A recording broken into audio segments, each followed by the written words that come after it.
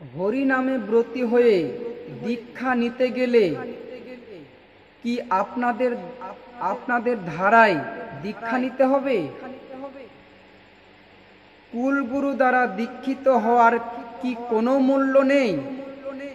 দয়া করে যদি বিস্তৃতভাবে জানান তাহলে উপকৃত হব। এ বিষয়ে আপনাদের কাছে বর্ণনা করছি।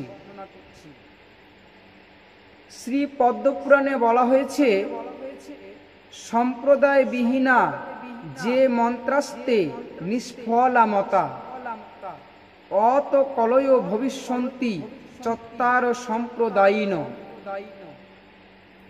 শ্রী ব্রহ্মা রুদ্র সনকা বৈষ্ণবা ক্ষিতি পাবনা চত্বারস্তে কলয় ভাব ভাব্বা ভৎকালে পুরুষোত্তমাৎ। অর্থাৎ সম্প্রদায়বিহীন ব্যক্তির কাছ থেকে দীক্ষা মন্ত্র গ্রহণ করলে সেই মন্ত্র নিষ্ফল হয়। কলিযুগে 4টি মূল সম্প্রদায় থাকবে। সেই জগৎ উদ্ধারকারী 4 প্রকার বৈষ্ণব সম্প্রদায় হলো: শ্রী সম্প্রদায়, 2 ব্রহ্ম সম্প্রদায়, 3 রুদ্র সম্প্রদায়, 4 সনক বা কুমার সম্প্রদায়। পরমেশ্বর ভগবানের কাছ থেকে প্রাপ্ত সনাতন শিক্ষা কলিযুগে এই 4 সম্প্রদায় প্রচার করবে। তাই শ্রী কৃষ্ণ চৈতন্য মহাপ্রভু এই 4 সম্প্রদায়কে স্বীকার করেছিলেন।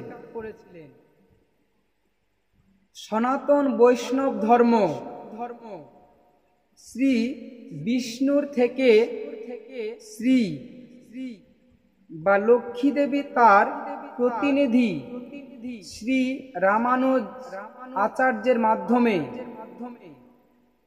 শ্রী ব্রহ্মা মাধবাচার্যর মাধ্যমে, শ্রী শিব বিষ্ণু স্বামীর মাধ্যমে এবং সনত কুমার নিম্বার্ক আচার্যের মাধ্যমে জগতে প্রচার করেন। শ্রী চৈতন্য মহাপ্রভু আবার নিজেকে মধ্ব আচার্যের ধারার অন্তর্ভুক্ত করেন।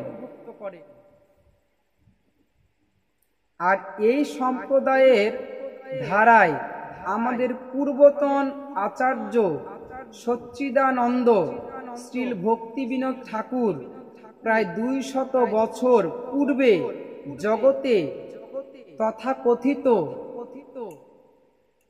কতগুলি ধর্ম